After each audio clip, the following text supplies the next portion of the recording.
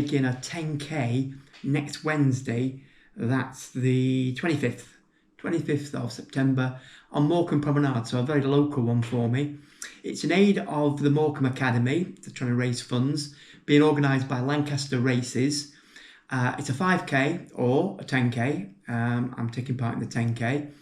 And as I say, along Morecambe Promenade. So if the weather's good, we'll have a great time. And if it's not, we'll still have a good time.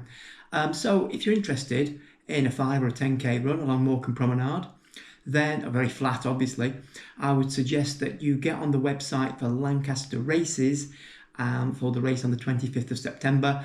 I think they've still got places available, but you'll need to check with them. I'm not organising it, they are. And then I've got on the 20th of October, the annual Autumn Breaker at Stanley Park in Blackpool, being organised by my running group, the File Coast Runners. That's always a good one round the park at Stanley Park there. If you're thinking about taking part in that, I think they've still got places available. Again, go on the Filed Coast Runners site and find out all about it there. I would suggest though that you make sure you've got plenty of grip on your running shoes, because notoriously, being autumn, there's a lot of leaves in the park and they do get quite squishy. It can be quite a slippy, skiddy sort of run around there, particularly in the areas near the boating lake, etc. Okay, so that's that.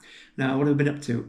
Last Saturday, I took part in my first proper hike, I'd say in almost 4 years, and that was up in the Cumbrian Mountains. I went up there with Anonymous. You remember Anonymous is the guy who very kindly is going to help me with the first 160 miles of the JOGLE of the O Groats to Land's End next May, and it's the first time I've walked with him.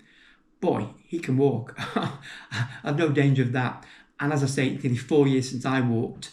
And we did approximately 4,000 feet of climbing. We did approximately, depending on whose device you go by, just under 20 miles walking. And I'll be honest, I found the ascents difficult. Ordinarily, I'd be sort of, if not skipping up there, I'd certainly be, making a good effort. I didn't stop. I got to the top, but I found it very difficult. And my legs told me all about it the next day, although by Monday we were pain-free, shall we say. But that was great. The weather was awful.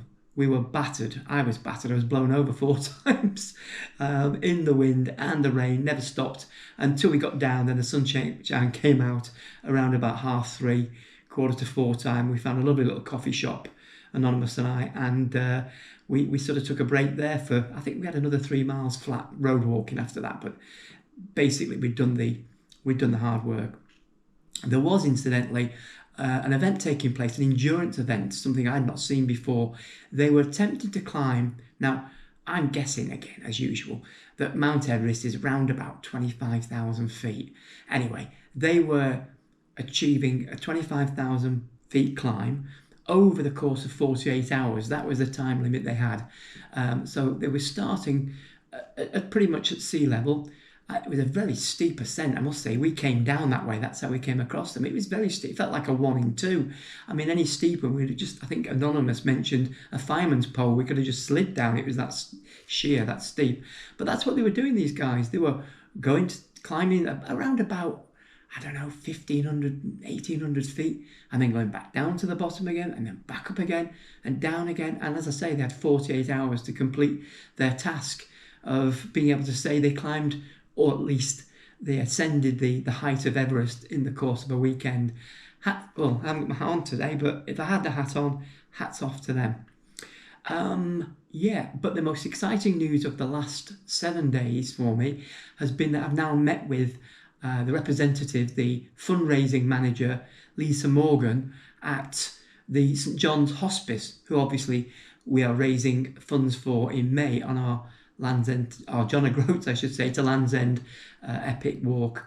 So she gave me lots of advice. I mean, she is so fantastic. I don't want to call her lovely because it's too condescending. Everybody calls everybody the lovely this and the lovely that, and you know what I'm like. I don't like a precursor of a name if it's overused. But you know what? She was lovely. Yes, I've said it now. And also, she's a runner. She's a walker. She's a lass that's been out and about. She knows what it's about. So We had a good old chinwag about walking and running until we got down to the serious business of fundraising, which is really what all this is about.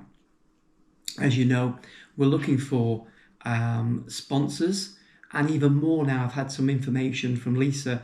What we're really looking for is businesses at this stage. We will be opening up a Just Giving page. That'll be coming very shortly. So I'd like to see your donations towards that, obviously. But we're looking for businesses to sponsor us because there is an overall cost to undertaking this fundraising. You know, it's not something that's over in a day. Not begrudging anybody that takes part in a charity event for just the day. But this is, you know, we're walking from John O Groats to Land's End. It's about 900 miles. And we're hoping to do it in under 40 days. So that's quite a swift, you know, time to do it in, particularly given my advanced years. So that's what we're trying to do. But we're looking for businesses now who could sponsor us.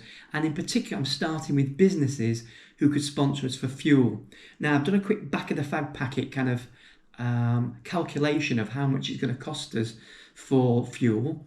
And I could be out with this, you know, what my guesses are like. But, you know, I try to factor in some actual maths to this, and I make it round about £350 to £400 we'll need in fuel to get us up to John O Groats, to follow us down and be there as our mobile HQ all the way to Cornwall and Land's End. And then, of course, we've got to drive it back to wherever it's come from.